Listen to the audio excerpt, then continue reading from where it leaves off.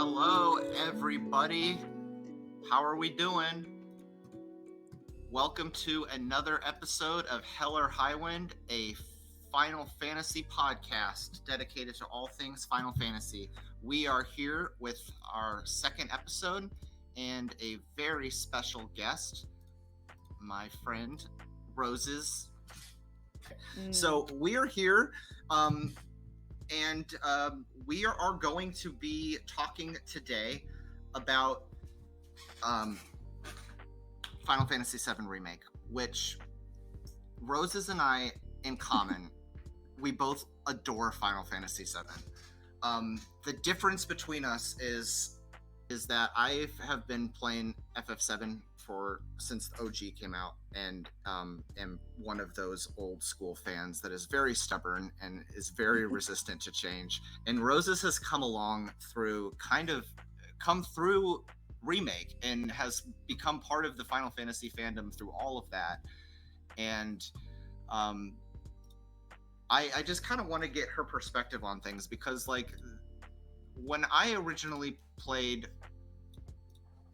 Final Fantasy VII Remake, I think like one of my biggest fears was that it was going to be a game that wouldn't be able to pull in new fans. And she's kind of like living proof that that's not true. So before we go any further, I want to give you the opportunity to just kind of introduce yourself to everyone here and everyone across Twitch and YouTube so they can get to know you. And awesome. Yeah. Thank you. Kind of tell me your journey, how you got to Final Fantasy VII Remake and how you got into everything for that. Yeah, absolutely. So, hi everybody. I'm Roses. Wow, this sounds very similar to like what my Twitch intro is. I born and raised gamer. I started on the NES and the GameCube. My favorite games growing up were Mario Sunshine and Sonic Adventure 1 and 2. So I like to press a lot of buttons. I'm definitely an action combat type of gamer. How I got into Final Fantasy VII was actually, I think, it was a unique way. I play a lot of Smash Bros. And specifically, I played a lot of Smash Bros. Ultimate, and Cloud was in it. And I started to main Cloud because he was good. And I was like, dang, I should really like figure out where this character is from. And so at that point, I went to see like what game he was in. And I saw Remake had just come out, and it was in the pandemic. And so I had lots of time. And I went and played Remake, and I absolutely fell in love with the characters. I fell in love with the gameplay. It was a lot of button pushing, awesome combat, like the best combat I've ever played. Maybe behind Smash, but you know, right up there. And I fell in love with the story in the game so much that I played OG. And so that's been my Final Fantasy VII journey. But yeah, I love that game. It's my favorite game. Yeah. That's great. I mean, I started playing Final Fantasy VII, I think back in like 99 probably. Yeah, I've just been ever since I played it as a kid. I was probably 10 years old back then, and it's been a huge part of my life ever since. So I came into 7 Remake with a very different kind of like expectation, and like basically 15-20 years of like anticipating this, and kind of having this idea of what I wanted it to be, and experiencing what it was, and having to kind of like accept things about it. And there was a lot of I loved, so I don't want to like make it sound like I didn't, but I don't know. I want to kind of bounce some ideas. So, but before we necessarily dive into that, like, I kind of want to, as someone who's sort of new to the whole Final Fantasy VII thing, and like is not as, I guess, jaded as I am. Like, what has been your experience with just like the whole like fandom and like Square Enix and like your just general impressions of all this stuff? Like, because there's a lot to FF7 beyond just FF7 the game and like the two different games, or the 7, 8 different, however many games there are. Yeah, I think starting with the fandom, for me coming in as a new person, I see two sides of the fandom. I see the people who are like you and started with OG and are very nostalgic and love that game to death.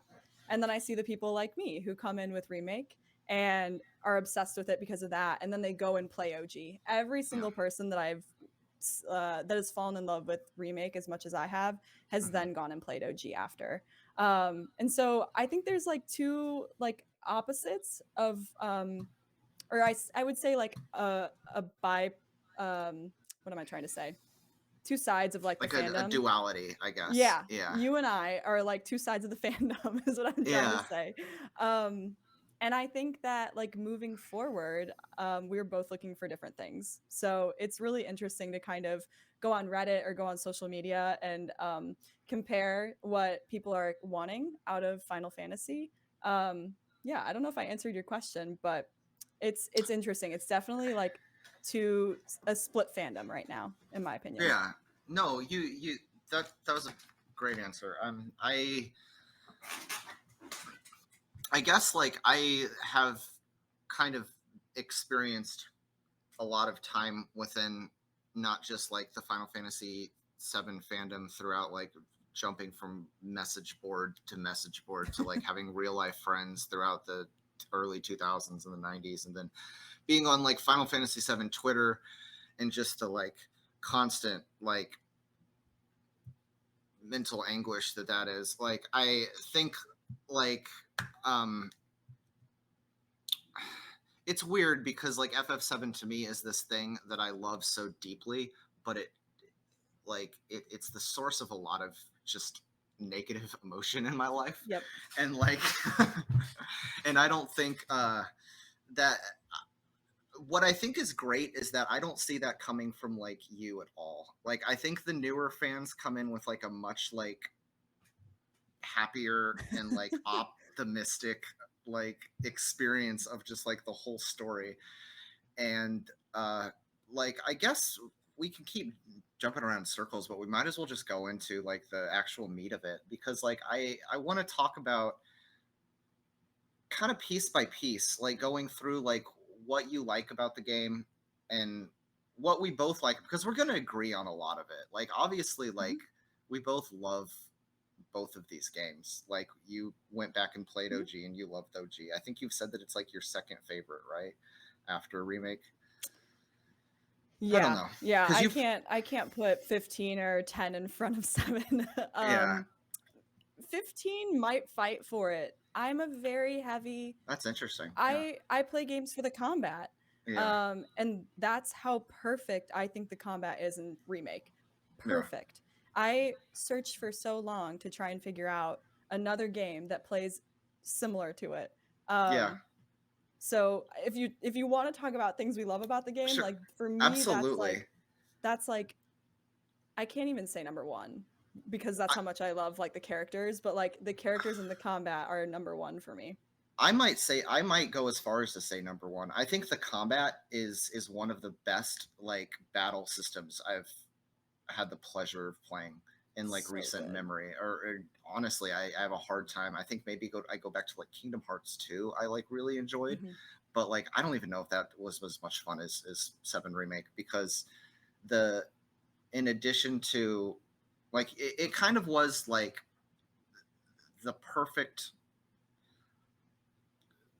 balance that like the Final Fantasy has been trying to do for so long, and they've got that like ATB style turn based, but then they Hmm. also want the action stuff that like 15 is and 16 appears to be, and 7 is just like the perfect balance. Hmm. I thought they did a now that I've played more Final Fantasy games that are and by more I mean I've Mhm. tried 15 Yeah. more Final Fantasy games that have been action based. They perfected the button mapping and Remake so Mhm. much. The ability to like this is really nerdy, but like to block and also like be ready to like get your you don't have to claw grip. Like in 15 you have Yeah. to claw grip to run. In Yeah. Remake like the triggers are like perfectly built out for like blocking and running or whatever you need to do in battle. They they did a wonderful job, and it's fast paced and not laggy, and the quick buttons where you can figure out how to like input like the ATB without having to open up the menu, like they just perfected it. And I hope that Right. they follow that formula going forward. Otherwise, I'll be really sad. No, and I think they will. I mean, I think like I predict that we're only going to see more interesting and like cool stuff as we get more characters and it, add in all the other people that kind of fit into the dynamic. Um, Mhm. so that's exciting, and like that is one of the things that I think looking forward, I'm really excited about in general with the game.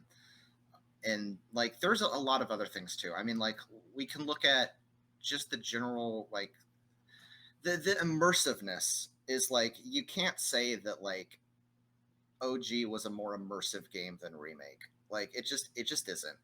Like and especially for like a modern audience, right? I'm sorry. It's like y'all are gonna get mad at me. I promise I'm not trying to ruffle any chocobo feathers. I it's like a storybook. I mean, to be honest, like the turn-based combat is not that special. 10 had a better system, I think.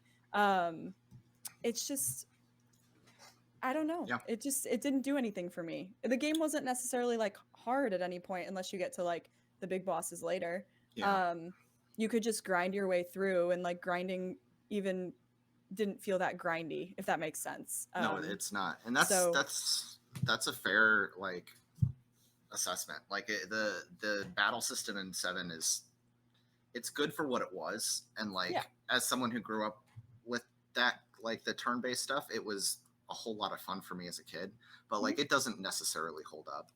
Like it's in my opinion, I mean some people would argue that it is great, but like in terms of like the leveling though, Mhm. that is something that I don't necessarily know if I like Remake better than OG, Interesting. Tell me your thoughts. because I honestly think sometimes with leveling, less is more. I think sometimes like the simplicity of just leveling up and then having that like being able to do whatever you want with materia. And the materia was pretty similar. Like Mhm. they pretty much did it the same way. There's just way more materia to work with in OG because it's just a Mhm. much longer game. But I mean the like the Star Galaxy shit, like and like all of the Yeah. like every weapon has some like thing that you need to like that was kind of fun, like having a like a goal that you needed to like get the expertise. I forget what the actual word was, the um but you had I to don't do remember something a either. certain amount of time, right, to get to I have memorize an the skill. argument to that though. Yeah. Okay. Every time, except for the first time I played the game, every single time I played that game after, Square put in a mechanic where you can automatically have it update the like Proficiency. yeah, proficiency by itself. So it just did it automatically, like automatic leveling. So like if you didn't like that thing, like I don't, like the sphere grid bull Yeah. crap, like I'm like, please just automatic level for me. Yeah. Like I just want to go bop some enemies. Like that's it. Right. It was Yeah. perfect. They implemented that for somebody like me. And And like I beautiful detail. Like yeah. just a beautiful detail they put in there. And now that you mention it, they did have like that option that you could auto level, right? They you could Mhm. just put the sphere grid, galaxy grid thing on automatic, and you wouldn't have to mess with that if you didn't want to. Mhm. So I guess it's not that much of a game breaker. Um, But it and definitely was harder to use. I agree. Like that it was like when you did use it, it was clunky. It took mhm. forever to load. Like it was like not super when you were moving your cursor around or whatever, Mhm. it was clunky. But yeah, it And wasn't great. my instinct is like, especially as a JRPG gamer, is I want to manually do everything. I don't want to ever just optimize an auto. I want to be like, I want to pick what skill I learn next and decide exactly. And like that ended up meaning I spent like so many hours of that game just like in that menu thinking like, does any of this even matter? Like, No. Just auto level. Just let him yeah. be. Just let him be. The But one cool thing from that, go ahead. I will argue in OG, their materia system never like sorted. And so somebody who was new to the game and didn't know all the extra materia that you didn't get in remake essentially, like I was searching for stuff that I didn't even know I picked up at some point or bought at some point. Like it was really hard for me to like be like, "Oh yeah, I remember I have Demi." And like I Yeah. never played a Final Fantasy game before that had Demi, you know? So you actually could sort Oh. the materia. But here's the thing, that's a legitimate like criticism, because like you could sort, there was so much shit you could do with materia and like switching over loadouts from character to character and stuff, but they were so hidden behind these weird little like sub menus that like I'm not even joking, I think I was in my third or fourth playthrough when I realized you could do some of this stuff. and and it's, once you figure it out, that materia system is really robust, and there's a ton of things you can do to like move things around quickly. But Mm-hmm. it's not, there's no tutorials. I mean, there's probably tutorials, I just don't read tutorials, so like i didn't I didn't figure it out for a long time. Yeah. It's not And speaking obvious. of tutorials, and I know this is like, this is probably a, like, I don't know the right way to say this, like older gamer versus younger gamer argument. Mhm. We hear this come up all the time, Yeah, is like the walkthrough ability of like games. Like OG7, like I needed a walkthrough to get through certain things. yeah, 7 Remake, I did not need a walkthrough to get through things. And like I didn't even need a walkthrough to like necessarily even platinum it. yeah. I mean maybe a couple like decisions when you were figuring out like the dresses, but like at the end of the day, like the game just flowed better for It was me. always clear what you needed to do next. Yeah. Hmm. Yeah. And And so for that's, me, that was like a huge playability thing too. 100%, like you're saying, that's just like an improvement of modern game design, is Hmm. that like those older games, they don't like typically have um that. It's just like it's a recurring problem. Like as I'm playing like the Pixel remasters right now, it's even worse. It's like I often get to a place like that, I'm just like, I have no idea what I do from here. And uh but I guess like before we move on, I do want to actually give one more credit to the new leveling system. Is I appreciate that like you can level it so you can use any sword you want. And there's Hmm. something to be said for the fact that you can use the Buster Sword to the very end of the game and it still stays relevant. Like, and that you can't do that in OG. It's just unless you're trying to go for some kind of challenge run. Like it's just, Yeah. it's I not was it's not a thing. I was a total goober when I played for the first time because again, Yeah. I'm coming from Smash and Yeah. what does Cloud use in Smash? The Buster Sword. So like Right. my picture of Cloud is the Buster Sword. I got all the way through chapter 17, did not learn any of the other techniques because I kept the Buster Sword equipped the whole time. So you know how chapter 17 like I was a total goober and like you go to the go to the point that you can't return, right? Because you start to go Yeah. through like chapter 18 stuff. Yeah. I sat and grinded level 17 or chapter 17 for like 2 hours so I could get all the like all of the abilities because I didn't know that like Yeah. you would get them. You That's just did a all the lack of me reading proficiency at the very instructions. end. Yeah, I think exactly. I think I started to learn. I started to really like pay attention to proficiency and figure that out on my first playthrough, somewhere around like chapter like 11 or 12 though. So Yeah. like I wasn't much better. Like, um, but I guess like in terms of so we talked about like the battle system we like better, the leveling system, it's like there's pluses and minuses. I think you've made a good case that the leveling system is, for what's bad about it, you can actually kind of counteract that. Mhm. um and like I guess my other complaint, I would say with Remake is I think some of the dungeoning and some of the world exploration, while is it's very cool, like the first time you get to see like Sector 7 is awesome. And Mhm. like just like walking through Midgar, and like I think the like going through the rooftops with Aerith is like one of my favorite parts of the whole game.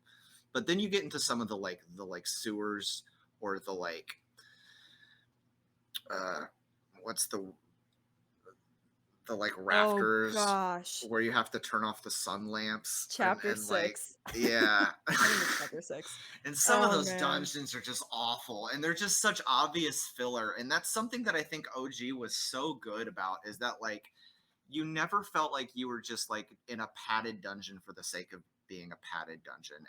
Everything felt like it was about the right length it should be. Mhm. um Thinking of a few exceptions, like maybe the the Great Glacier when you're out in the snow is a little Hmm. tedious, but like for the Yeah. most part, I don't remember feeling that way as much with OG as I do with Remake. No, I agree. The game is so big and so long, and you're constantly moving through different things that Mm-hmm. like I never felt like I was truly stuck in a place, except for the glacier area. That was a little rough for me. I couldn't figure out where to Well, go. That that was a place kind of walkthrough moment. sucks. I'll give you that. That place kind of sucks. Like, Yeah, and then I think another like thing that, as far as like exploration, um that is probably more of an older like Final Fantasy thing than like just a Final Fantasy 7 problem, yeah. is for me, I miss so much content if I'm not exploring every Mm-hmm. single area, every single nook and cranny. Like I miss so much when I was playing 10. I miss so much when I was playing 7 for the first time. Mm-hmm. And I think that like without using a walkthrough, you just miss that stuff. And for me, like how accessible are walkthroughs back in Yeah. 2001 or It, whatever. right. I don't know. I Exactly. wasn't You necessarily had to gaming get then, but you had to get like a one of those like books that had like yeah. the gamer guide things. But I think there's I almost think there's something cool about that though. Like the fact that like you have to go off the beaten path and you have to explore, and like you can be on a second or third playthrough and like come across a place that you didn't find your first time. Like I kind of think in a way Remake is kind of lacking that, in part because like they had to streamline it a little bit, but like there isn't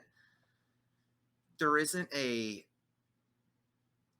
like there's not a place you can really miss in your first playthrough of Remake. That's fair. Yeah. Like you can't, there's not like there's nowhere that like takes that you have to navigate and explore under your own fruition. Like the game is going to take you everywhere. Yeah. And that's not a bad thing necessarily, because like it's making the most out of the assets of the game, and obviously Hmm. it's streamlining the story. But you there is this feeling of like in me my expectations, coming back to expectations, like I wanted this experience of like I want to just like explore Midgar. I just want to be like able to roam this city and see what I can find and see who I can talk to. And I Hmm. don't feel like I really got that as much as I was hoping to, Interesting. because partially for that reason. I feel like I got to go like where the story needed me to go, but Hmm. there was no opportunity to like wander off. Here's something that like I think this goes back to kind of our first conversation that we started talking Hmm. about, kind of like our initial experiences with Final Fantasy 7. I've Yeah. always been curious how individuals like yourself who played it when they were young, Hmm. um how do I word this? How up to interpretation the story is, based on the fact that it's a very abstract art style. There's no facial expression. There's zero clues as to It's how to minimal. interpret the Yeah. story. Yeah. And so for me, I almost wonder if it's like reading a book. Like anything that you picture in your mind is like the perfect environment. And Yeah. so when you have less clues as to what the author of the story might have been trying to convey, I wonder how much there's always going to be a level of disappointment because it's not what your initial like interpretation of it was. 100%. Like you're like right on the money with that, because the reality is that back then, and partially by design, because the game developers back then had a slightly different philosophy about like the whole like the the objectivity of storytelling. Like they were very much like in interviews back then they would say that like, oh well, we don't necessarily want to tell you what's going on. Like, and now they are like, this is what's Spooky. going on, and like and but cryptic and weird about it. Like, but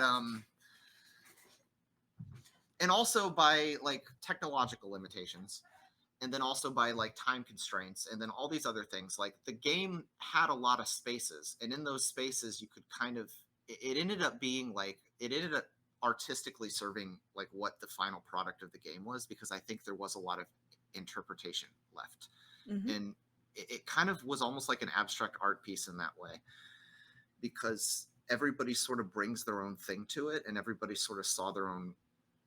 They saw themselves in Cloud in the way that they needed to, Mhm. and I think a lot of people see Cloud as a different character. Yeah.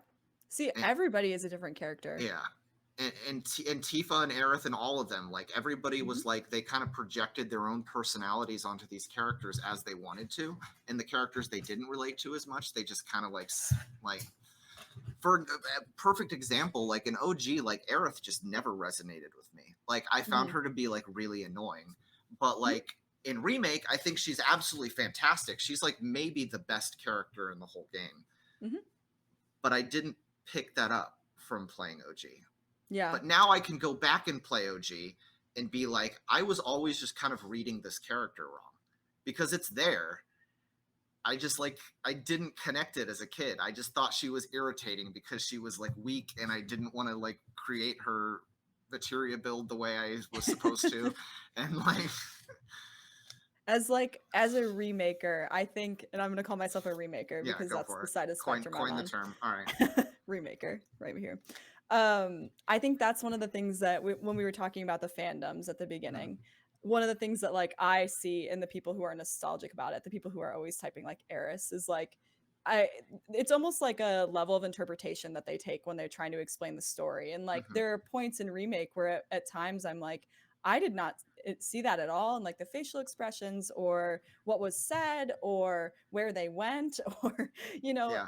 even like thinking about like the scenes under the Highwind, like when I played it the first time in OG, I did not get those vibes at all. Like I was Yeah. like, what are you reading into, Well, you might not have children? gotten that actual scene. Like, I didn't, yeah. but So I went it's back and watched on YouTube because I and was no, confused. even the one that everyone is like, well, it's not obviously like it's No, not.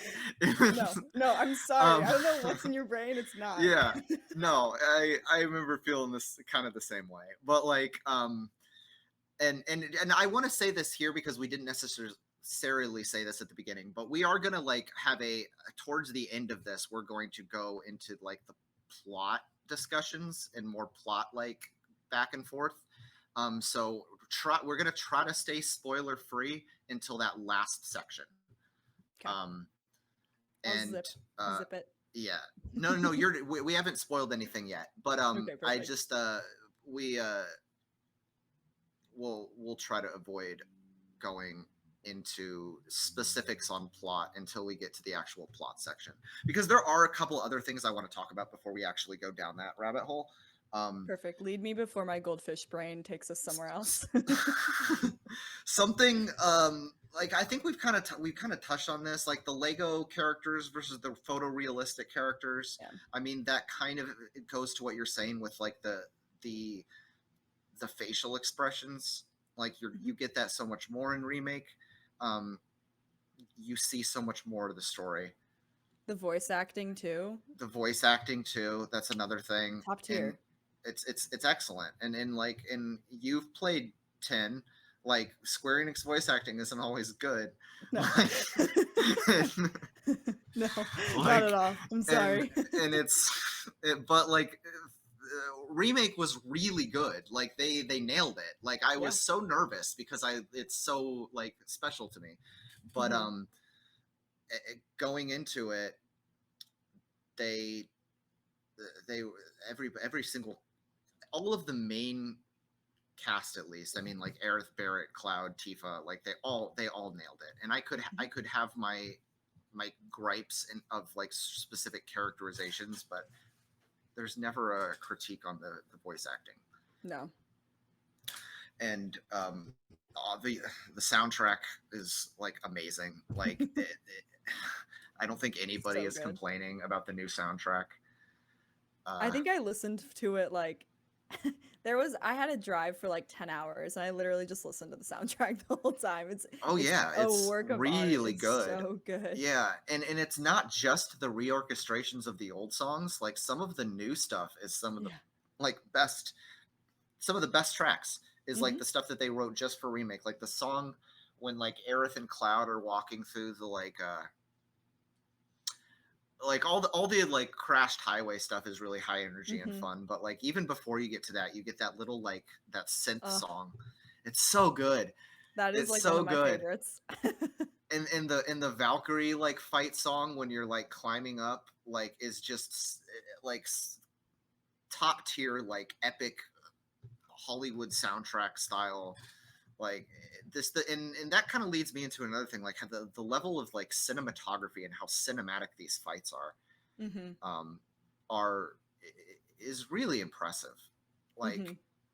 it, every boss fight is just like a whole experience. One of the things that I really liked is kind of going back to the combat when Cloud is like swinging a sword everywhere and there's still Hmm. like sparks like flying, you know, it's not distracting. It's No. beautiful. It like looks great. You can see what's happening in the combat. I know where the sword is hitting. Whereas in like a lot of other games, like I'm like, I don't know what I'm hitting. I have no Yeah. clue where the hitbox is at right now. They like made it beautiful but also like easy to track on the eyes. It, Yeah. it was crisp. It was great. it, that's tough, that's really hard Yeah. to do. And like sometimes when you're like you'll be going in for a move and then you like open up the menu and everything like freezes and you just Yeah. get this like you almost never get a shot that isn't just spectacular. And Yep. then like you hear the music and you're just like this is the coolest thing I've ever seen. Exactly. No, And it's so good. yeah, and just how they did that like boggles my mind. Like Mhm. it's so impressive, and that's why when like I hear people like, and I fell into this trap when the game first came out, um, of like kind of blaming Nomura for everything that went wrong, but like he deserves a lot of credit for making this game incredibly cool because like the direction and just the aesthetic of it is so just world class and Mhm. um yeah, that's kind of like the highlight for me. Um, and like Yeah, just the kind of to details go, were just superb. yeah, I and again, like you said, like in a lot of those high action games, like it's very easy to get to the point where you're just like mashing buttons and you just see a lot of Mhm. colors on screen, but you don't actually have any idea what's going on, and you just start watching health bars because you're like, I can't see my character anymore. Exactly. That's the thing is like when I first started playing 7, people were like, "Oh, it's a hack or remake." Sorry. When I first started playing remake, they were Yeah, like, "Oh, it's a hack and slash." And I was like, "No." it's really not. It's Yeah, not. You can play it like a hack and slash, but I'm telling you, you won't get past the first boss. Like yeah. you have to figure out the battle system within it. It's just and the cinematics, yes, they're beautiful. And it Beautiful. rewards you for it too. Like the Mhm. more time you put into learning how the game is meant to be played, the more fun it is going to be to play. Yeah. And trying to think like what else. I think. So how did you feel? Because this is something that was really. Um, it kind of played a role in OG7.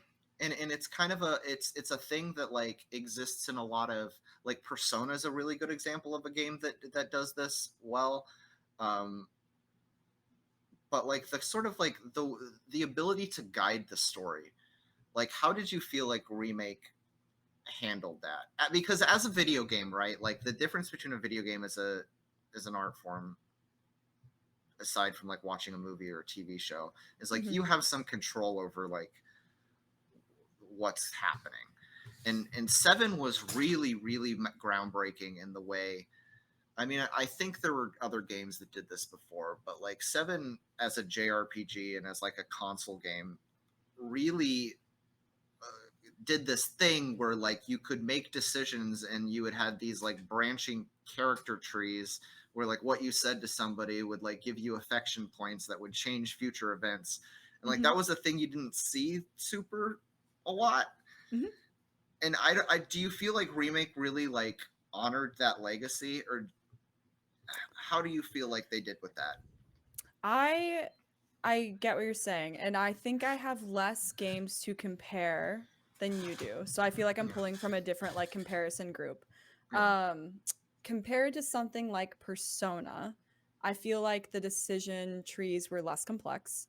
I think 7 was more guided, like we've kind of talked Mm-hmm. about a lot. There's only really and don't get me wrong, I played the game a full playthrough a couple months ago, Mm-hmm. like 3 months ago.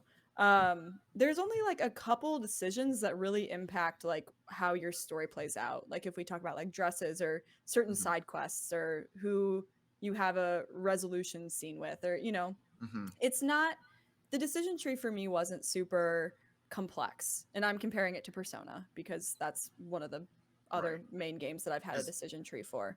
Um, that being said, it was a little bit more obvious that there was a decision tree in Remake than there was for me when I was playing OG the first time. So I think it was more complex yeah. than original, but I think it could have Okay. done more. I guess in a way it was like there was more. There were more changes. There were more different paths you could go on than OG. Um, because OG it was really just like the different date scenes you could get at Gold Saucer, and then Yeah. the game is the same other than that. I couldn't recall if there was anything else other than that. That was the um, only thing I was pulling from. I was like, I'm I'm pretty sure trying it's to just the think. date Obviously, scenes. there's the like Highwind scene. There's like two Yeah. versions of that, but Hmm. I and then can't it's recall just anything it's else. minor dialogue changes I think that can tweak the way certain characters respond to you in certain instances, but nothing that actually changes the course of the game. Hmm. So I am probably putting the original on too high of a pedestal by saying it's this like great groundbreaking like choose your own adventure when it Well, really does kind of like it funnels back to the same things with a it few doesn't. little. Hmm. It doesn't change the like adventure of OG7 really. I was gonna ask you though, is there a, you've played more Final Fantasies than me. Is there a Final Fantasy that does it better than Remake? Because I personally I played 10. I don't think there was any really decision trees for that 10, either. 10 That had really subtle 10 had a really subtle affection mechanic where there did were it. certain yeah, and most people don't even know it exists when they play it because the scenes that it plays out are so unimportant, Hmm. where it's just like what character will come and like get on the snowmobile with you, or what character will like Oh yeah. jump off the freaking like the jump off the airship at the same time that you do, like, and Okay. it's just so insignificant. Hmm. um but yeah, 10 did it in a similar way that 7 did it, in the way that like all of those different options to say things, they were all adding into this metric. um but yeah, I'm trying to think. I don't think any of the other ones really did stuff much differently either. I don't think 9 really did. I don't think 8 really like had big changes you could make. I mean, um 15, I haven't heard of any or encountered any. I know I'm on my first playthrough, but like, I don't remember 15 having any in there. um yeah, and so let's I be don't know. honest. Let's be honest. Most of Remake's decision trees came down to chapter 9, chapter 14's resolution scene. Yeah, pretty That much. might be it. That's about it. Yeah. So none of the Final Fantasies compared to like a game like Detroit Become Human or something like that was totally like wild. Hmm. Are that like free form in the way you decide. And it's funny because it's something that comes up when people talk about these games a lot, is like, oh, how are you going to be able to decide what to do? And it's like, you probably No. won't have that much control over the course the story takes. And I Like, think it's so hard for Final Fantasy too because like one of the great things about Final Fantasy is the characterization. Like yeah. Final Fantasy for me as a newcomer, I'm like I know exactly who these, well, most of the time if it's good story writing, I know Mhm. exactly who this character is that I'm playing as. Whereas like a game like Persona where you're making more of your own decision trees, you're supposed to be like playing as Joker. Like Persona is Yeah. more like inserting yourself within that character. And so I think that just in the fact that Final Fantasy is more of like a characterization heavy um series, like there's less like decisions in that aspect. They know who the character is going to be. Right. No, for 100%. And I think like characters are a big thing that I think we both agree on. Like they did the characters really, really well. And like Hmm. I have a few like minor gripes with some of the characters. Well, Let's hear them. some of them I don't want to. Some of them I can't really explain without like being spoilery. But like Sephiroth, I have a huge gripe with. I think they absolutely Really? and destroyed Sephiroth in remake. Oh Um, no. in Tell. part, in part because he's just everywhere. Like the thing about Sephiroth in OG is that you barely ever like, especially through the Midgar portion of the game, you barely ever even see him. Like you hear about him, and everyone's kind of talking about him, and like you get this idea that he's somebody who's really significant and really terrifying and really like you just build up this reputation and you know that he's somebody important and you know that he's somebody in Cloud's past and you know that he's somebody that everyone at Shinra respects and you know he's somebody that like Tifa knows about, but you don't like until you get that moment at the end of the Shinra Tower. That's like the first time that Sephiroth actually makes a does something in the plot, Hmm. and that point, that's like the whole end of the Midgar arc, where we've spent all this time Yeah. thinking that Shinra is the main villain, and then we get to this point where we're like, all right, time to get President Shinra, and it's like, oh, he's already dead. Yeah. I mean, I understand where that comes from. I guess as like the remaker, right? Yeah, I knew who Sephiroth was going into remake. Could you imagine how like weird it would have been if we went through that whole game not knowing who he was? I think it would have been unfulfilling in a sense. Um, you maybe, know, but do you think it could have also been cool knowing who he was the whole time? Because I also, as a kid playing the game, knew who Sephiroth was. Like, I came into the game like there. wanting Sephiroth, but the difference between like our experience would have been I got to that point and then I had another 30 hours to play this game with Sephiroth in it. Whereas, like, Yeah. you would have gotten to the very end of the game and gotten your first taste of Sephiroth, and then it'd be over like 2 hours later For remake? for We wouldn't remake. even have countered him, would we have? Yeah, I mean, you wouldn't have like met him. Like you I would have mean, just like, I'm erasing if we take out the amount we see yeah, Sephiroth, you have to erase the plot ghosts because yeah, the plot ghosts are the reason that he's popping up. The whole new story of what remake is the reason that he comes up so often. yeah. And so if I take those instances of Sephiroth like out of the game, like plot ghosts are gone too, and it's a like one for one remake of 7, you know? It's still not a one for one remake though. It's still like here. All right, let's. I think we're going into spoiler territory. Okay, so anybody Spoiler. who hasn't played remake and doesn't want to be spoiled on the way this game plays out, now's the time to bounce. Multi Because from guy. from here on out, I love you all, but from here on out, we're gonna be spoiling the things about remake that even if you've played OG, you probably don't want to hear. Um, That means you bolty. See ya. I I don't think a one. I don't think taking out the wild like we're gonna change the future arc means that the whole game defaults to a one for one remake because like there all the other things that like we've changed along the way are still are still there. Like I still want to have that chapter 4 with Avalanche where we get to know Biggs and Wedge and Jesse. I still want to have like that spruced up wall market where there's so many more characters and they handle everything so much better and like and I still want to have all these things that add so much more depth to the story. I mean, hell, I mean, I'm even okay with like Leslie and all this extra stuff that wasn't there before. But have all I would have rather had that all enrich the original story rather than kind of come into this totally new story because now I feel like I still am missing that version that I wanted. I like as someone who waited all those years for a Final Fantasy VII remake and then was like watching through it and thinking like this is awesome, and then you get to the end and Hmm. you're like, well, actually this is something like totally different. Like, Yeah. It's um, unfortunate because I feel like there's you're totally valid in that like yeah, in that feeling, and like I can't even like try and argue it because I have my favorite games from my childhood that like I would want a one for one of too. Like Yeah. I 110% get it. I think from a financial standpoint and a standpoint of like picking up new players, this was the way to go. Really. I think nobody would have played OG if they knew that it was going to be a one for one.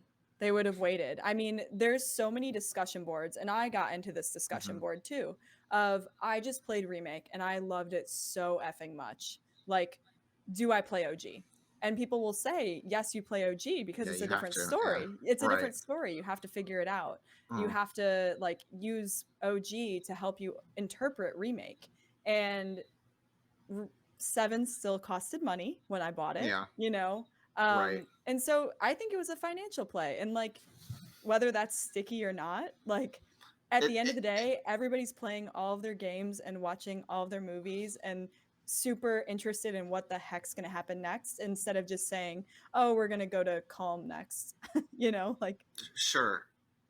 But to push back on that a little bit, because you're totally right. Like right now, that seems to be the way this is all playing out. Like people are playing OG or people are playing remake, and then they're going back and they're playing OG to get like the breadth of the story. mhm, Very few people I hear be like, "Well, I'm just gonna wait. I'm just gonna stay totally in the dark on what's going on until Rebirth comes mhm, out." Like nobody's really taking that approach. right. Um, I but how much longer, because even you even say that you kind of struggled with the experience of going back to play OG, Yeah. and that's what I worry about, is that like how much longer are people going to be able.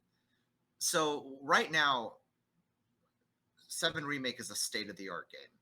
Like it is Mhm, like it's it's some of the best like game design out there, so it feels really fresh. But in 10-15 years 7 remake is even going to be a little bit retro, and so mhm. if people are playing 7 remake at that point, are they then going to be able to go back and play 7?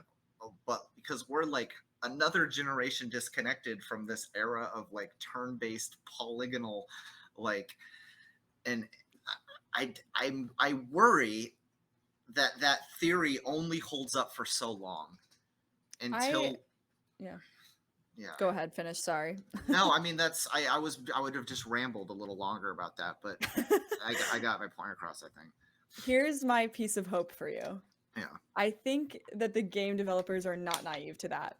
And I think that 7 is the face of Final Fantasy. As somebody who has not played all the games, like people know who Cloud is, like people know Hmm. who Sephiroth is. Like you go to like a gaming con and like that their shit is what's everywhere. Not Yeah. Noctis, not Lightning, not, you know, whoever Mm. else. Yuna What's or eight's whatever, yeah. name? Or Squall. Squall, yeah. Those are the characters of Final Fantasy. And unless they have a game-breaking game, Cloud and Sephiroth are going to remain there. My Yeah. piece of hope is that Remake becomes something that they can continue to build off of. And I know that that is like not necessarily a take that a lot of people like, but I honestly kind of like it. Like it's not the take that you're right. It's not a take that people like, because people are drifting towards the like, okay, we're done with the 7 stuff. Let's give some of these other entries in the franchise some love. mhm. But like I'm at a place right now that like when remake's done, I actually like want them to go back and spruce up 7. Like I do. Like I want them to go like do a fancy, like what they're kind of like what they're doing with like uh Crisis Core right Crisis now. Core, yeah. Like do that with the full base game, so that like that has that same like, and that, hell, that could solve a lot of my issues with like They what won't remake not is. touch it. You think that they're not going to touch their baby? Like this is their baby game. As somebody from the outside, like this Yeah. game is their baby. Um it's the only one that's like not in like packs when you buy games on the Switch store. Uh-huh.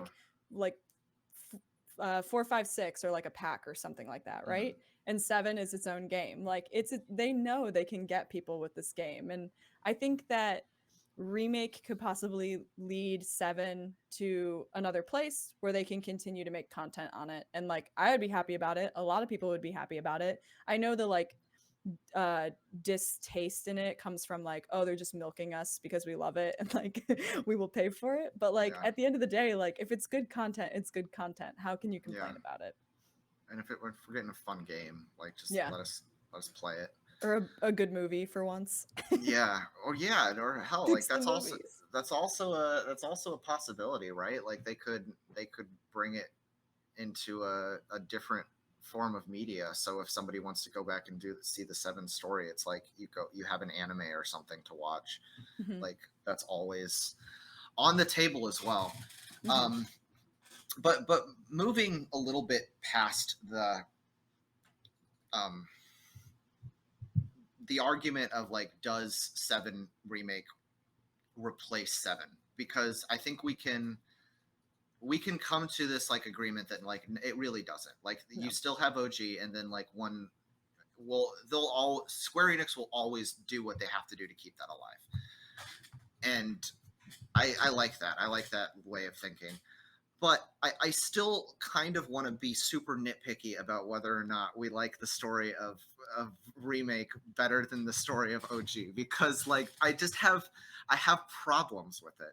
Like I Explain. okay, so the whole issue, I think the biggest issue I have with Remake is an issue that I have with larger Final Fantasy, and that is that they have reached this point where I don't know if it's for merchandising purposes or just because they like to have like everybody around to the till the very end for some grand power of friendship scene, but like characters don't die anymore. Yeah. Like they just don't. And Yeah. like and it's in playing the the first like 5 games and then playing, you know, 7, OG7 was all about like killing characters. Like that's what made that game so memorable to people. Like Hmm. you lose Biggs, Wedge, and Jesse at the beginning, and it freaking hurts. Like I remember like being affected by that, Hmm. and they had like 6 lines, and it still resonated with me. And then you Hmm. lose Aerith later. You lose like I would argue that like Sung dies, even though like they've Yeah. you Rufus dies. Like like a bunch of people die, and then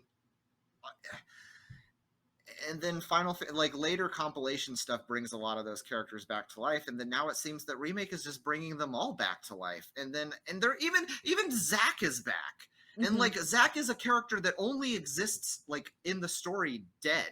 Like he was never like, and I get that like it's symbolic of like this new direction and the hope for change, but like do you not worry that like something about that feeling and that like that poignancy of loss and death is going to be muted? I 110% agree with you.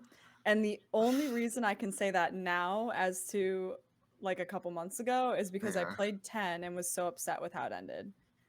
I understand because I understand how when you take away like the theme of like death and loss and love and all that, you really like mute the story. 110%. Like the story becomes diluted and Mm-hmm. mute.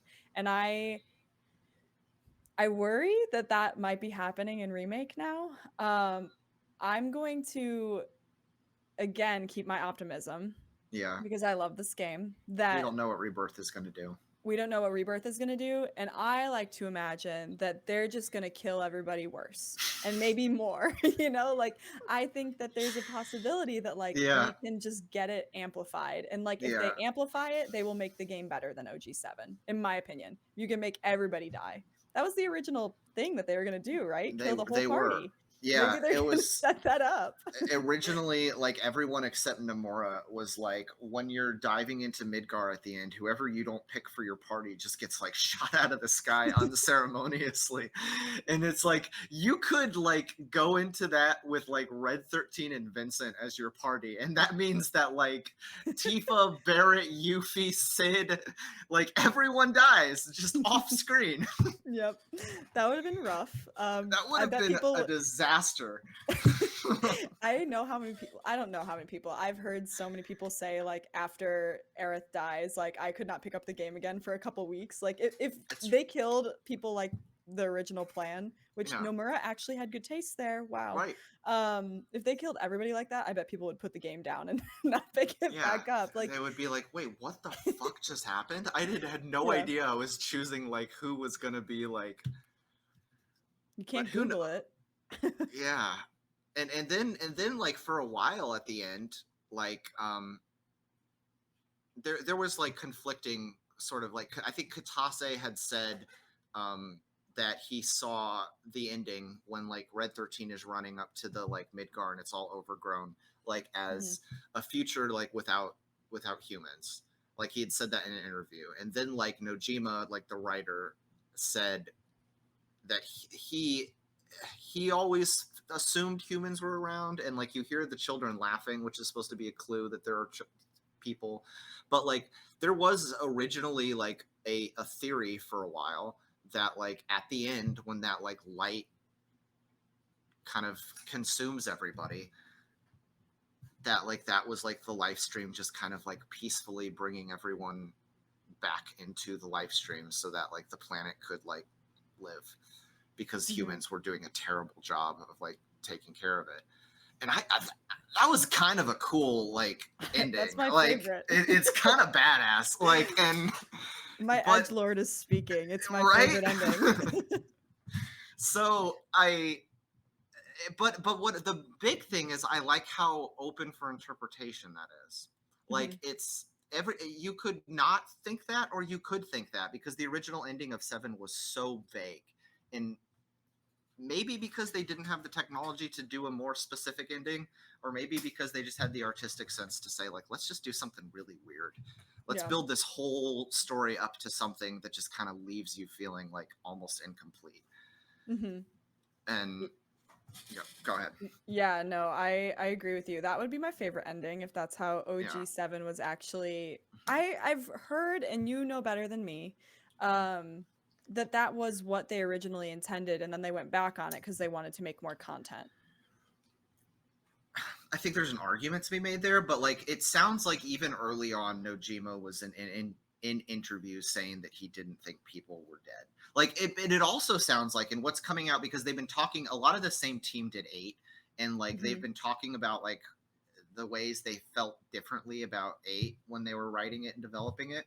So it really seems that like this team of like Katase as the producer, Nomura as the director, like Nojima as the writer, and then Sakaguchi as like the executive producer, and then you had like Toriyama doing battle stuff. But like um, they all kind of had their own ideas for what the story was, and like nobody really bothered to like interrupt the creative process to make sure everyone was on the same page. And like Hmm. you can have your feelings on that. I kind of think if the product turns out all right, it's kind of awesome that they were able to function that way. Yeah, yeah, So, uh, it's interesting because I feel like we're talking about the ending being confusing, but there's a yeah, lot of like things I would argue within the whole game that like that are super there's a lot of loose confusing. ends, and Yeah, I see where you're coming from too. Like that left up to interpretation is like a beautiful way of like telling a story and art, and people get to figure out their own interpretations and make meaning for themselves hmm, in it. Um, so I can see where like remake does not fill that for people because we're getting factual, like this is yeah. what's going on. But you know what's funny is that I didn't come to that conclusion that I like that up to interpretation approach until after remake. Because Hmm. going into remake, my thought was like, I hope remake creates a really clear, like, it fixes all these plot holes, it seeds everything, so like you understand when you get to Northern Crater, and you kind of can follow more what Sephiroth's talking about. Like you understand what Cloud is supposed to be, slash what he is, slash what we think he is, slash like who he actually is. Oh my And god. like, because that stuff is so confusing, and it takes like your second playthrough to really wrap your head around like, okay, so like Sephiroth is like, so Cloud is like one of these black cloaked things, but he's just a little bit more functional. And he found his way to Tifa, and then Tifa and Cloud like came up with this like fake story together, and then didn't tell anybody, and then I never um got the impression that Cloud told Tifa that. They came up with a story. That's what you have always interpreted? well, She okay, didn't know so he was she was just not saying anything. no, I feel like they had. I always felt that they had talked a little bit because, like, I think them talking to each other when he first arrived in Midgar was how he sort of developed his psyche and developed that consciousness. Hmm. See, But maybe that's not. not the Maybe vibes not. I get. That's not the vibes I get. I get that she was confused about what the hell he was talking about the whole time and just didn't confront him on it. Because why would he be lying? And I also the other thing that And it like I kind of think fit with her like subconscious memories because she would have like she would have semi-consciously remembered Cloud being there because like she was like fading from consciousness when he like did show up. yeah, And so in the back of her mind, she would have thought, well, Cloud was there, but she right. doesn't have like a conscious memory of it. So she is already like almost gaslighting herself through this whole thing. Yeah. I mean, in the beginning of Remake, and again, Yeah. Remake is a little bit more like we're getting a little bit more factual of what her Uh-huh. actual personality is, if you want to say it's consistent. She is also not sure of like being part of Avalanche. She's a very like Yeah. confused character. And so Which, if you take that and apply it into OG, like she's not going to stand up and be like, "Cloud, you weren't there. Like what are you talking about?" Cloud, like she's not going to be confrontational with him. Why would she? That's just not her character. yeah, but I guess I always like saw Tifa different than that though, because like I don't necessarily like Tifa in Remake. Mhm. Um, I I I I, I agree. think I think the character is really well like acted, and I think they made some improvements to her character model. I think the character model in OG7 was absolutely fucking ridiculous, and they've toned her down in a way that is very Yeah. beneficial to the game. Um, they could have probably even toned her down a little bit more, to be completely honest. But like, I don't like her personality as much. I think Mhm. that like she is very soft, and like Mhm. it's come up in I forget whose stream we were. I think it was Ant's stream when like he immediately cued into was like, why is she doing this like anime waifu shit? And it's like I don't know why she's doing that. That doesn't seem like something Tifa would do. Because the And fandom like, loves her, so they have to yeah, make her uwu. I know, and that sucks because that's not like Tifa should be like really hardened and like and beaten down and like just trauma poisoned and like I She is just your sad boy. She's like your sad girl. she is my sad boy. She's my edgy girl, and Yeah. like and she just doesn't come off like that in Remake at all. She's No. super like soft and sweet and like and she was always kind. She always had a like sense of compassion that was like a balance to her like toughness. Mhm. But like she also her toughness extended into her personality a little bit to the extent that she even used some pretty off-color language like in the original game. Like Yeah. she wasn't like I don't know. And not to say I want that stuff to come back, but I want Right. like the spirit of that Tifa to kind of come back and be like, and not just coddling everybody and being like, oh, I don't want anyone to get hurt. No, Tifa had no problem with terrorism. She was You right there with Barrett. yeah. You know what I think might show a beacon of light for you? The trailer of Rebirth. It might. She confronted Cloud. Did she do We that in the we don't beginning? we don't know if she's confronting Cloud. We don't know what the hell anybody's saying in Who that do you trailer. think she would be saying that to? I don't know. We have no idea. I think it's the Cloud. Okay, We will maybe see.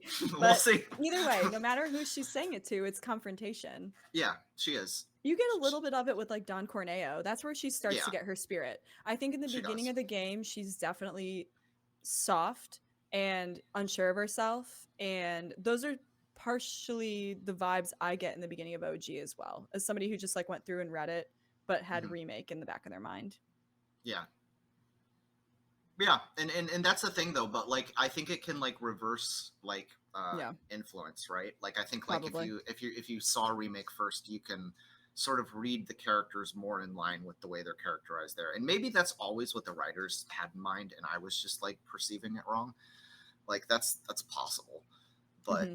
um, I do love one thing I do love about Tifa's character, and is I think it's really cool how she is, because I think that the interesting arc of Tifa is that she is like, she's so obsessed with like Cloud being her hero, and like she wants him to like keep that promise to her, but what she like has to learn throughout the course of the story is she kind of is the hero. Like Mhm. Cloud's not her hero, she's kind of Cloud's hero. And like, not just that, in Remake they're setting up to be Aerith's hero too. Mhm. Like, because like if you think about it, like Cloud is her bodyguard, but how many times does Cloud save Aerith in the course of Remake? Versus how many times does Tifa save Aerith in the course of Remake? Yeah. Like, just from little things like pulling her off of the like collapsing bridge in the sewers, or like saving her from the ghost in the train graveyard, or like pulling her out of the like spiraling whispers in the Shinra building. It's always like Tifa who's like her, who's like rescuing her, and I love that relationship between those two. And I I think think it's that done really well. yeah, it is. And I think that that's an improvement from OG to remake. Mm-hmm. That was not present. I got vibes that they did not like each other. No, they did. That's all Did there in OG. Yes, they were very kind. They were very nice to each other in OG. they? Is that They an were very interpretation? nice to each other. No. We can Pull go up the back. facts. We can go back to the script. Like, they are very, very sweet to each other. Even when they first meet in like in Don Corneo's mansion, they immediately click. And they're like laughing and I'm gonna joking, and they're see. like, "Oh, poor Cloud. We're talking about him."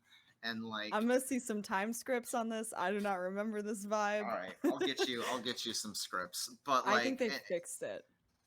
They fixed their relationship. I don't think they fixed it. I think they clarified it. I think they made it clearer, because I think what happened, and this is the fandom again, I think like the fandom was so invested in the mechanic that the game created of like, are you team Tifa or are you team Aerith? And so people chose a side, and then they manifested this bitter rivalry that didn't actually like canonically exist, Hmm. because like Tifa actually loves Aerith a lot.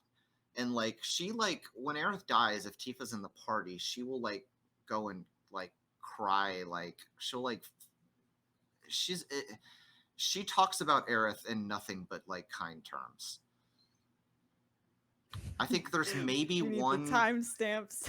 Oh my god, I'll get those to you. I'll I do follow have a up. question. Yeah. As somebody who comes in from remake, Uh-huh. um, what is your interpretation of the? Do you think that the developers push Aerith over Tifa as a ship? You My probably didn't want to get into ship wars, but I'm just curious. let's go down the shipping rabbit hole. My canonical like interpretation has always been, for the duration of the time in the story that Aerith is alive, she is the canonical love interest, and Tifa's like the like other girl. Hmm. But when Aerith is gone, Tifa becomes like the main girl. Okay, that's fair. I would probably agree with that. And it's like, and it's but it's also about like Cloud. This is where we get like, Cloud isn't really himself to that time that he's in love with Aerith, and not to say that isn't like real, but like he's in a state where he like is channeling Zack. So part of like what draws him to Aerith is that aspect, is that part of Zack that's in him, and part of what draws Aerith to Cloud is seeing Zack and Cloud. But it reaches the point on the date where she actually says like, "Hey, I really like you. I don't want to keep seeing him. Like, I want to see you." And that is an important moment that shows that like Aerith legitimately has feelings for Cloud as Cloud, and doesn't just see him as an extension of Zack. Hmm. And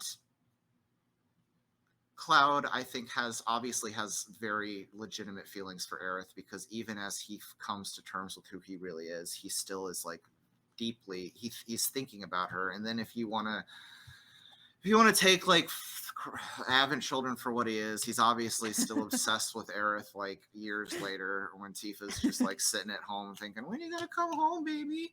Yeah. Maybe that's why everybody doesn't like Advent Children, is based on the shipping stuff. A lot of people like Advent Children. I just don't like Advent Children because, like, I don't know. They just ruin all the characters for me. This is like kind of off topic, but kind of on Yep. topic. One Let's of the go. things that I'm excited for the clarification of is what the hell is quote unquote wrong with Cloud, right? Like when I tried to figure out if he was subconsciously Zack, Genova was controlling him, like he's lying to himself, he's just acting a persona, like all of those different things of like what's wrong with him. There's no real answer out there. And so I'm excited to see how Remake magical explains it. how magical it is, because I think I the more agree. magical you get, the dumber it gets. I Sorry. agree.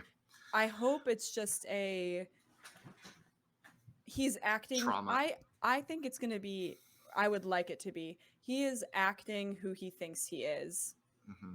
Not Zack. He doesn't act like Zack from what I know about Zack, right? So like here's the problem. We don't really like, based on OG as its own thing without the context of like Crisis Core. We don't know who Zack is. In fact, Mhm. like I would argue that the evidence we get of Zack as a character is that he's kind of a douchebag. Like he works for Shinra. He's in Soldier, means he's probably commit war crimes over in Wu Tai. Like he goes and he says all the wrong things to Sephiroth when he's just like having a mental crisis. He's just like, whoa, are you a monster too, Sephiroth? Like Zack just is the worst person to be there for Sephiroth when he's in that moment. And then he can't even stop him. He tries and he gets his ass kicked. It's just because Cloud catches him off guard that he's actually able to stop Sephiroth. And then the one noble thing Zack does is when he breaks out, he like takes Cloud with him. But then he's going back to Midgar, and they're like, well, let's go back to Midgar. We can make a whole bunch of money with like my skill set. And then he's like, oh, I got a girl there. And he's like, oh, wait, but like her mom lives there too. Never mind. Forget her. And like, that's it. That's the only mention of Aerith that Zack ever makes in the entire game. Fair. Yeah. And then he's just sloppy. He gets shot by some soldiers in the back. Like, and so like Zack's not that impressive of a character, but through everybody's eyes, in OG, in Crisis Core makes him fucking Superman. But like, but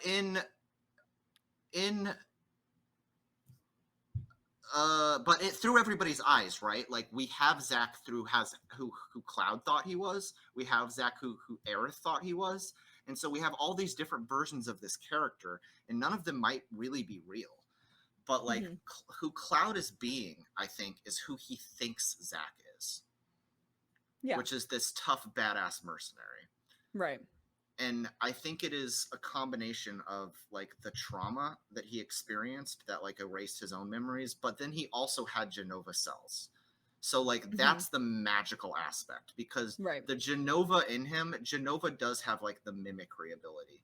So like where the gaps existed, like the Genova cells could possibly create like things to look, and that's why like it is a convincing lie that Sephiroth tells at Northern Crater when he tells everyone that Cloud is just a complete Genova clone, because you can totally believe it, and at that point in the story everything adds up and you're just like, oh, okay, that makes perfect sense. This whole story is making me feel like complete shit, but that makes perfect sense. Yeah. And then I love that it just leaves you there for like a solid 2 hours of the game thinking like, this is the most depressing game I've ever played in my life. Yep. And I think that is one of the things I'm the most afraid of losing, is that period of time when you're just like running around the world as like Tifa and Sid and everything just feels hopeless. And and when like the whole sequence when like Rufus is having you guys executed for bombing the reactors at the beginning, and it's just like, this is just shit. Like, this has just gone so wrong. Like, We're and losing one character after another. yeah, it's just first is Aerith, and then it's Cloud, and now we're gonna kill Tifa and Barrett. It's like, I hope Yuffie can handle it from here, because well, the placement of like Aerith's death leaves you on edge for the rest of the game. You're like, oh Uh-huh. shit, I can actually lose my main people. Like, yeah, so and then you immediately lose Cloud, so you're really like uncomfortable, and Yeah. like, and then in the significance of Aerith's death, and that's why the thing when they say like, what if Aerith doesn't die, or what if instead they kill Tifa or something, like Aerith dying is so, it's not just important to the story, it's important to the lore. Yeah. Like, she's the last ancient, so like killing her is like taking her out of the equation, and I feel like that needs to happen. I like to have hope that the devs know what they're doing. Yeah. I really do. I think that they're gonna make us depressed. I think they know that like Final Fantasy VII is a game of like, what the heck is happening? What's going on? I like to have that optimism. I don't have anything to go off of though. So Yeah. No, I mean, like, gonna... your optimism gives me hope, because like I need more of that, and I don't like, I don't have a whole lot of it, but you've also been a Final Fantasy fan longer than me, so you've had multiple like disappointments over the time, whereas like I started off strong with Remake, and I was like, here's like one of my like things. If they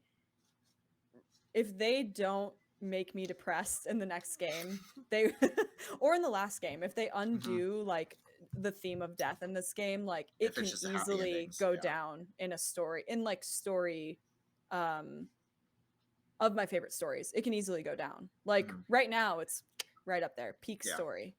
But if they ruin it by making it magical and happy-go-lucky and friendship, it can easily go down. Yeah. So no, I feel that. So I guess on that term, like, let's like, what do you think? What do you predict? If you could throw a prediction out there of something that you think is going to happen, because do you think it's going to be mostly the same story? Yes. Okay. I do. I think Aerith's going to die. I think she's going to die in a different way to throw us off. I think there is a possibility that I think at the end of the second game, we're going to feel messed up. I think we're going to be left off with like the world is ending. I think it's going to be the Northern Crater, like we're going to get there, that type of thing. We're going to be left being like, I don't even know if I want to buy the third game because everybody's like sad or dead or whatever. So bleak. Yeah. Yeah, I think, but that's what they've been saying. Like I haven't watched Star Wars, I apologize, but like the second one, The Empire Strikes Back, where it becomes depressive as heck, they literally like said this is going to be The Empire Strikes Back as like as a game. And so I truly feel they're going to rip our hearts out some way or another. I don't know what it is. I think killing Tifa is a dumb idea. They could like, I think they could set up to kill Barrett, like legitimately kill him. I don't know. We'll have to see. That would be really rough. I mean, there was so much foreshadowing for that death he had at the end of Remake. Yeah.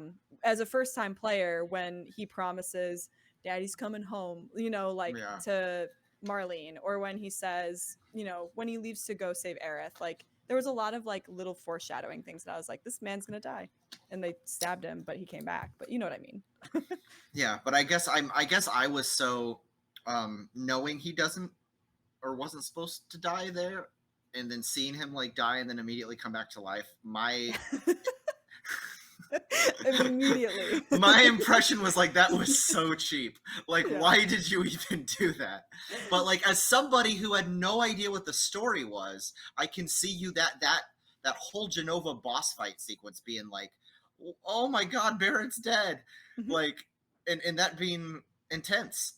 But isn't that you now for Rebirth? Like, that's you now. You don't know what's gonna happen. They can kill people and bring them back. If somebody dies, I don't know if they're gonna be gone.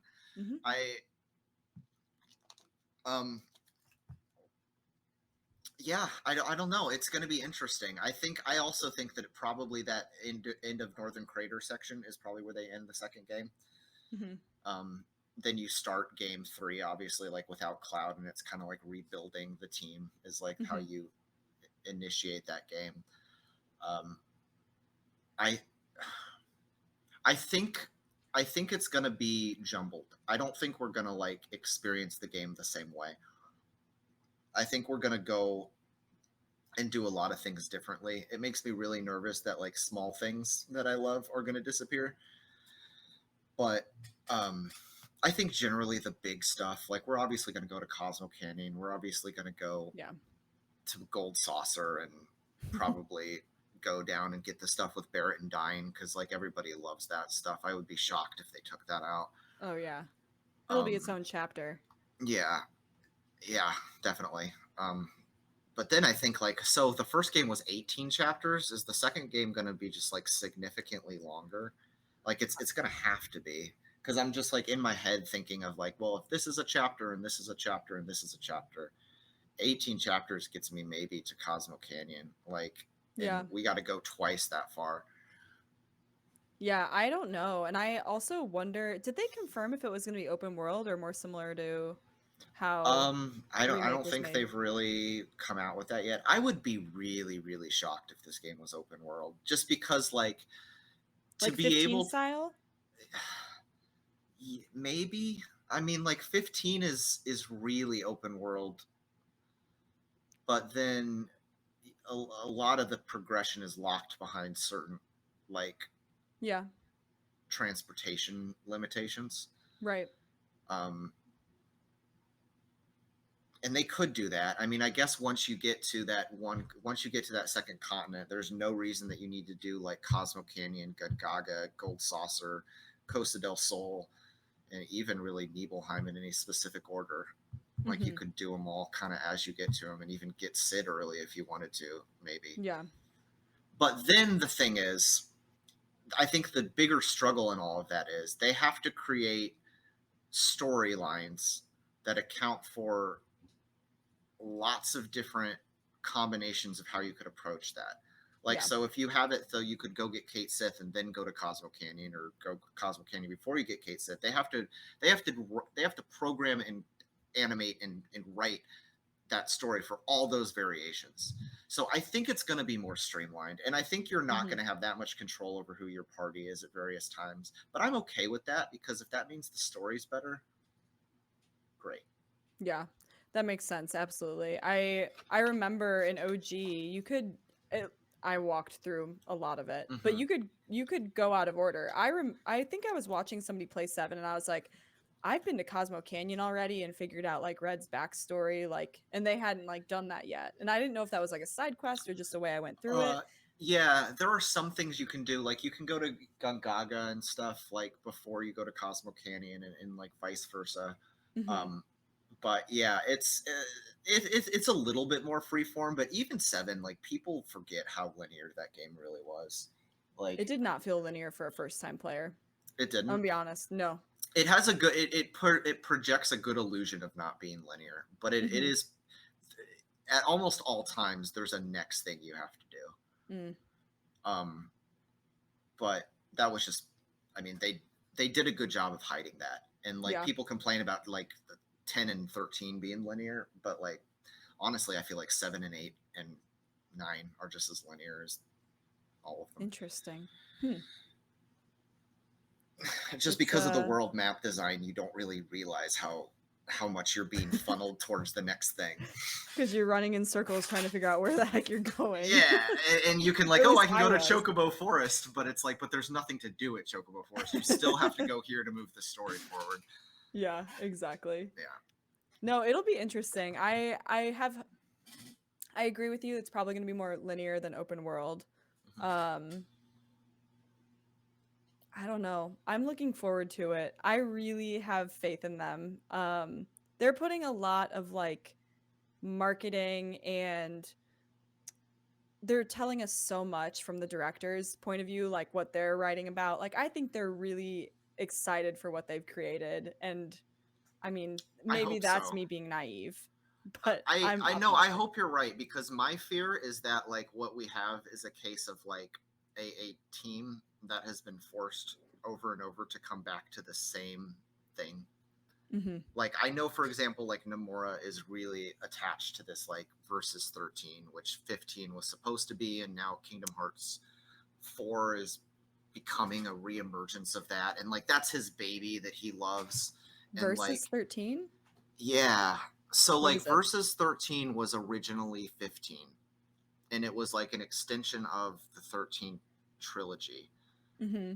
And but like halfway through they like cut it and they gave control over to, because you've seen like the early trailers for 15 when it's like really dark and a totally different vibe, right? Like that was Nomura's version. Mm. And what he's doing is it seems like he's now trying to channel a lot of those ideas into Kingdom Hearts. um but it's clear that like his passion is in doing these things, these stories that he never got to do. And I worry sometimes that like these guys aren't really passionate about recreating their old stuff, because Yeah. like we look at this as being like, this is these stories are incredible, they've changed our lives. But they look at this as like, oh yeah, I remember that was a fucking 12-hour workday. Like, True. in like and you wonder if they have the same sentimentality about Final Fantasy VII as the fans do. And I worry sometimes that they're back here because Square Enix has forced them to come back here. And but it seems like there's a lot of passion in the project because so many of the things we've talked about are so good. So that Right. that that really gives you a good reason to be optimistic. I Um, try. yeah, no, I'm you've also got, I think, the gullible. right. I think you got the right approach. Honestly, I think I'm the fucking shitty. But okay, I'm gonna make a case, because like part of what I think set me off is I played this game in the first like 48 72 hours that it came out, and I remember the first wave of feedback was like the subreddit of Final Fantasy VII, or and it was just negative. Like Yeah. everybody fucking hated it. And everybody was like, fuck this game. They completely ruined this game. And then there was like this second wave of feedback that came out. And it was like a lot of like the streamers and like the influencers and the people that were like playing this on camera with the community. And like they were all like liking it. And then there was this like pushback against like, these old fans suck. They're just like, they don't like anything. They'll never accept like any changes.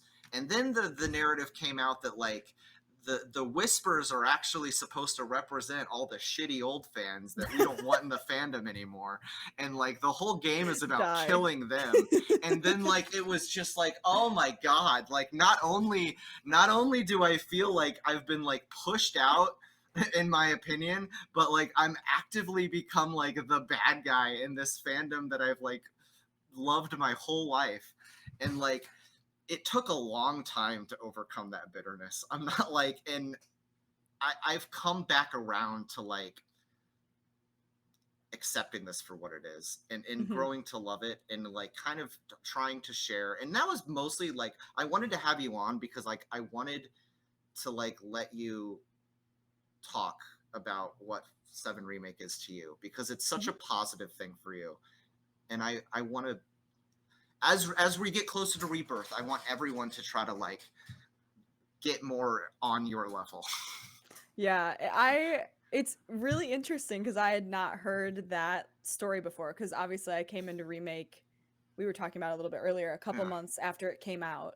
So I Mm-hmm. was not subjected to the harsh criticism when it first came out. That shocks me because in Yeah. my point of view, I was like, this game is highly reviewed, like it's winning awards at Mm-hmm. awards, like it's beautiful.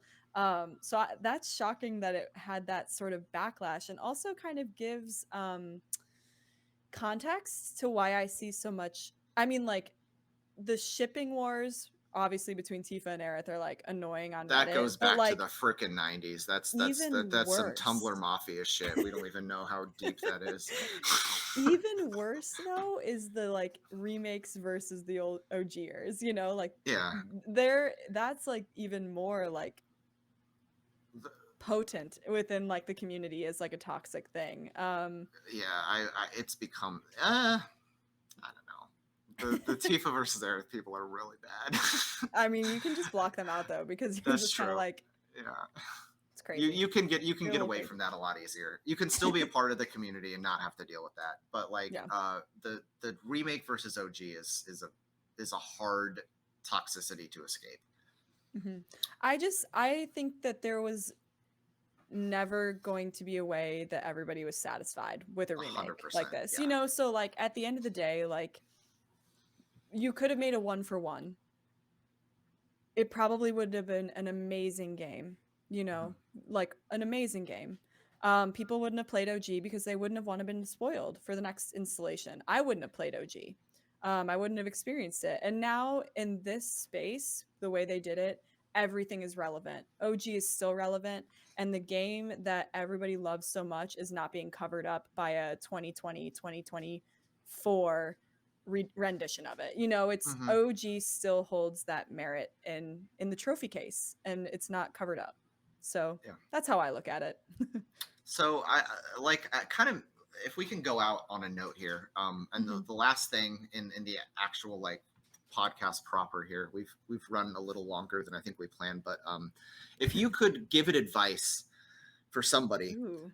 who is getting into Final Fantasy or Final Fantasy VII, how would you advise them to introduce themselves to the franchise? Would you tell them to play Remake first? Yes. Okay. I would tell them to play Remake first. I think Remake is the most, and again, I guess I didn't even specify for like the podcast. I've played 7 Remake, 7 OG, 10. I'm currently on a playthrough of 15, and I've started playing 14 with friends, and I'm very early into it. So, like, my Final Fantasy experience is smaller than a lot of people who are either watching this or listening to this, right? Mhm. Um, of the ones I played, and they're like the popular ones too. Like Mhm. 15 is very recent, 10 is a top 3 for a lot of people. Um 7 is obviously like the golden child, and Remake was new and the best one in my opinion. Out of everything, 7 Remake is the most applicable or um friendly for people who are not part of the Final Fantasy series or fandom. Um, it the combat, if you're not a turn-based person, which a lot of people aren't turn-based people, like it's beautiful. The story is like easier to follow. Like I think back when I played 10, I was confused at times. The voice acting was bad. And that's a top like 3-ish, 5-ish game for a lot of people. Like that Mhm. would be one that a lot of people would suggest starting with. I would start with Remake, and if you fall in love with that type of story, then like you can play Final Fantasy games because that's what Mhm. for me it's about is the story. So Yeah. Yeah, I agree. I think my advice would be really complicated. I would say play Final Fantasy VII. Start with Remake. okay, Play we're on to the same like page. play to like chapter 8, and then once you get to Wall Market, stop and play OG, and then go back and finish Remake. You wouldn't play through Wall Market? No, I mean like you could play through Wall Market, but I wouldn't play past Wall Market until you've gone back and played OG, because from there on out, like I think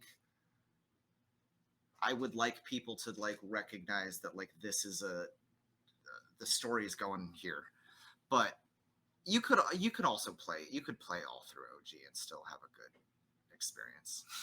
Yeah, I think just to counter argument your advice, because this is just my experience, um, playing through Remake and being confused as heck is the only reason that I went back to OG. And not confused as heck in a bad way. Like, oh my gosh, where the hell Intrigued. is this going? Yeah, Yeah, that's the only reason I played OG. The yeah. graphics, the turn base, the having to look at a walkthrough for 30% of the game, you know? Wanting to know who the hell Zach is, like, I could just Reddit it really quick yeah, and figure it out and then find like 15 different interpretations of it yeah, because nobody knows what actually is going on in the game. But um yeah, it's what got me to play OG. So as a person who loves OG, like appreciate that about Remake. yeah. It does it whets the appetite for sure Yeah. for like more. Well, I think that's probably a good place to like end the actual podcast. So I really appreciate you coming on. This has been fun. I like really enjoyed talking to you. Um, you are like a total FF7 nerd, and I appreciate like just any opportunity to just geek out over my favorite thing in the world. And Thanks. Yeah. this has been fun. No, I had a great time. Thank you so much for having me. Yeah, I will always geek out about Final Fantasy VII or any Final Fantasy. So, yeah. um, If you want to come glad to back be here. anytime, we'll talk about other stuff. I've got a whole bunch of slots to fill, so I'd love to have you on again. I can only talk about like 4 Final Fantasy games at this point, but as I get through them, I would love to. All right, perfect. I don't know if anybody in chat who's got anything that they want to mention. I mean, we can turn it out to you guys. Other than that, we can probably, if not, we can probably wrap it for tonight. But Let's make uh, a poll. I'm curious.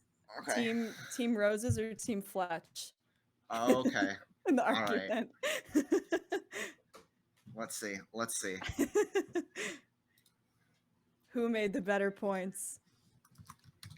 The remaker or the Who OGer? won the debate? All right, Was it a debate? I feel like we agreed with each other a lot of the time. we did. That was the goal, though. Still, we're gonna word it this way. Bolty, you weren't supposed to listen to this stuff.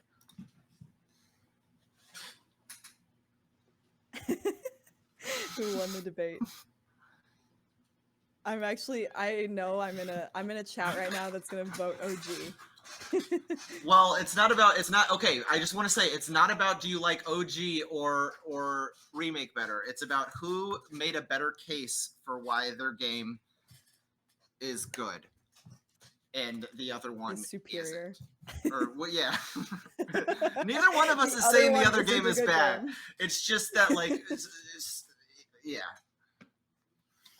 It's different. Which one is superior? Who made a better argument? Any thoughts? Any questions? Myself. Anybody? Yeah, I guess anybody can vote with as many freaking antlers as you freaking have. Which I voted for myself. I can't vote. Can't I vote? Haha, I'm gonna win. Oh, I can vote too. So far, it's just us voting for ourselves against each other. I'm just gonna take that as we had a really good argument, and Yeah. nobody can decide. Oh no! It's election Are you season. voting for yourself multiple times? No, I only voted for myself once. Darn it! I can vote for myself multiple times. Just kidding. I'll keep it fair. Respect the sanctity of our democracy. You think we tied? Thank you, Catherine. That's very sweet of you. The goal wasn't like we talked about this a couple of times. The goal wasn't to like get on here and fight, even though we joked about it. Like you all know I can get a little sassy sometimes. I'm okay with it. Maybe a future episode will find something that we like really disagree on and go ahead. We'll argue about 15. If when you get to the end of 15, if you decide you really like it, I will argue that with you. I don't know if there's much to argue about for 15. Yeah. I mean, like for me, combat nowhere near as good as Remake. It's okay. It's better than 10 because I'm not just sitting there clicking one button. But the story's confusing to me. I really like the characters, but I think they underdid the story. At least the story's just missing pieces is my problem. It's just like, is that why I'm confused? I was confused the whole time I was playing it. I felt like I was like, but like when I played it at launch, the story was literally missing pieces. Like I think the Royal Edition has fixed a lot of the problems that came with that. Even though as I'm watching it, it doesn't seem so far to be that different from the game I remember playing. I don't know what they changed really with Royal. I think maybe it's in-game stuff. We'll have to see. I have no clue. I mean, I'll look up the stuff after and see what the heck I missed. But I think there's some more. Stuff at the end. Like they add some story stuff. Oh, and they definitely like whenever you cut to like clips of the movie, that's all new. Oh yeah, those are awesome. Like those I would just be happy to like watch those. I'm like, damn, cool. Yeah. Also, so the other night I raided somebody who was playing 15 and watched them play a little bit. And it was the scene where Noctis gets his first like stab in the heart with like the whatever weapons. And like that whole scene where you find out his dad died and everything, amazing characterization, beautiful. Why isn't there more of that shit in there? Like that's what I wanted in the game. I felt like it's Yeah, missing a lot of like those pieces that they already had and were already good. It's just they didn't have enough of it. They don't have enough of it right now. yeah. Thanks for the alert, quiet guy. We're just wrapping up. We're just kind of talking right now. I agree. I think like they have moments where it gets really good. I also think like I don't want to. My biggest critique is um like you're about to come up to like my very favorite part of the game, followed immediately by my biggest gripe with the game. So I don't want to Hopefully it's not like another Titan spoil fight. too much. It's another fucking Like cinematic fight, isn't it? yeah, but it's way better. It's fine. Okay. it's I guess we'll it's see. cool.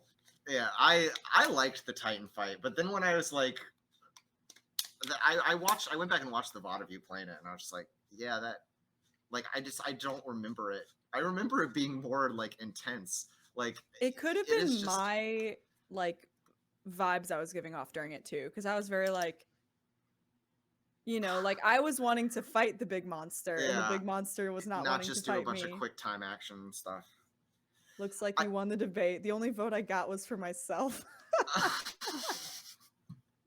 Oh my everybody gosh, I'm voted never for me. coming back. I honestly felt like I I'm never honestly coming back. no, come back. I honestly felt like I honestly felt like you kind of won. I think that like I Hair felt flip. more swayed by your arguments than I feel like you ended up being swayed by mine. But chat decides, so sucks to be you, I guess. Well, congrats, I guess. I'm just kidding.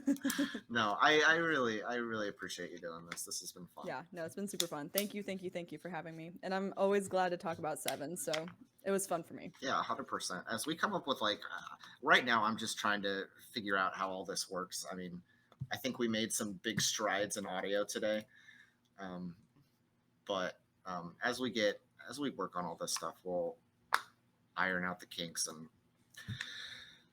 come up with a lot more ideas and have these happening. Yeah, But absolutely. we We will. got Crisis Core and 16 coming out soon. We got lots of Final Fantasy True. hype We had a coming. huge info dump on 16 today. Like there was a bunch What? of stuff. Yeah, they When and where? Yoshi P did a big interview with IGN, um, and just talked about a lot of things. He just said a lot about the story. There was one like really controversial question that they asked him about that's kind of unfortunately becoming like the big thing everyone's talking about on Twitter. I hate Twitter, but like basically they asked him like what do you like how is this game addressing like representation and diversity? And like his answer was not great. It was like, well, you're not gonna like this, but it just doesn't. Like there's just not diversity in this game. Like he's like, we kind of wanted to make it about like medieval Europe, so like and then people are like, well, there were like definitely people of color in like medieval Europe. Like, what are you talking about, Yoshi P? Like, I don't think you. And so now that's a whole thing, and everybody's like, there's. I don't know if we're canceling Yoshi P now or what, but like, it's. Oof. Aside from that, a lot of cool stuff has come out of this interview. Like a lot of really interesting, but that one question with that one kind of bad answer has overshadowed it a little bit from what I'm saying. Yikes. Big But yikes. If you get a chance, look into it because there's a lot of cool info, or not. I mean, this is kind of getting into the realm where like I think we know enough about 16 that I don't know. It's interesting when you and I talk about it because I'm more skeptical of it than you are. Mm-hmm. Well, one thing he said is they asked him like how long is the game going to be, and they're like, well, base game if you just go straight to the story is like 35 to 40 hours, but if you do like a lot of the side content, it's going to be like a 90-hour game. Okay, that's better. But like 35 to 40 hours 40? Is still longer than it's still upper end of Final Fantasy games. Fair. It's about as long as 10. It's longer than 7. It's way longer than 7 Remake. It's way longer than 15. It's longer than 1 through 6. Mm. I guess with side content, but it depends on what the side content is. Yeah, if the side content is just filler Finding fetch cats. quests, yeah, finding cats and shit, then that great. Let's spend an extra 50 hours finding cats. But oh my god, that was the worst side quest ever. Did they? One last question about 16. Did they like tell us who a main pro tag is? What's the party build? It's definitely like Clive. Like they did say that like the story is going to revolve around him. Okay. And yeah, so it doesn't seem like there's a party. Which is probably you're upset about, but I'm happy about. I don't love it. I mean, I like the party dynamic, but I think I have faith that this team knows what they're doing. The turntables. I know. It's like the opposite.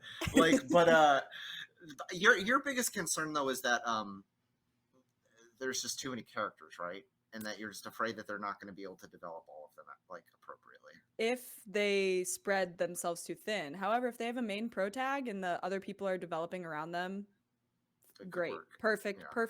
Perfect thing for me. That's what it sounds like it's going to be. Perfect. So cleared up all my suspicions, and now you're sad. So now you're excited. I'm not sad. I'm still team Final Fantasy 16. I'm so ready for this game. Of all the FF games, that's the one I'm the most excited about right now. Wow. That may change when Rebirth gets closer. But okay, I was about to say, wow. 16 will be out by the time Rebirth gets closer. I don't think they're going to really market Rebirth heavily until 16 is released. That's fair. That's my theory. Yeah. Good shit. I'm excited. That's a good like Catherine, like Chrono Cross, Chrono Trigger, all those games had a ton of characters. 6 has a ton of characters. They handle it pretty well. Honestly, 10 has 10 there's a small party, but there's a lot of characters. There's a lot of characters, but like how much character development do all of them get? Not a whole lot. 10's not a great example. Trying to think of like a good example though. Like exactly. They were making a lot of comparisons to Game of Thrones, which I think, regardless of your feelings of Game of Thrones, like that is actually a good example of a story that like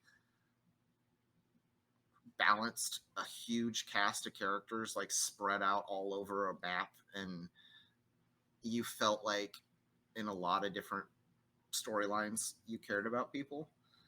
I think it's going to have similar. It's going to have similar vibes, I think. Mm-hmm. As long as they don't end like Game of Thrones, I'm sure they won't. That's all I know about Game of Thrones. I've never watched it. I know 2 things: gore and everybody hates the ending. Yeah, that's it. And everybody dies. Yeah, those are the 3 things. Yeah, that's the gist. But yeah, so that was the thing. I think Game of Thrones came up a lot in the interview where they're like, is there like they accepted that there are Game of Thrones. When you say fuck season 6, fuck season 8, yeah, I would say fuck season 6, 7, and 8. The whole like second half of Game of Thrones is kind of garbage.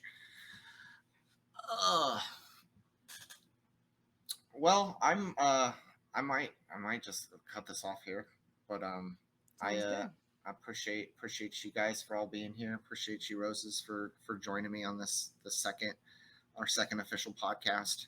Now it's a podcast. It's not just me and Danny talking in a stream once. I'm here for it. I'm excited. Okay. So we're gonna stop it here and see you guys on Tuesday for more. No, Monday, because K-Knight is doing a blitz of God of War Ragnarok for Tuesday when it comes out. So we're moving Final Fantasy 14 to Monday. Roses, you will also be streaming Monday, right? And Sunday? Sunday, Monday, Wednesday, Thursday. Pitch your stream while you're here. Plug your channel. Plugging my channel. Okay. Hi everybody. My roses. My name is RosesTL on Twitch. I'm a variety streamer. Right now I'm making my way through Final Fantasy games, but I'm super excited for next week because we're gonna start Sonic Frontiers. I'm super hyped for it. We're gonna start it on Wednesday. Even though it comes out on Tuesday, but we're gonna start it on Wednesday. Yeah, that's it. Cool. All right, guys. See ya. Have a good weekend. Thanks, Fletch. Bye.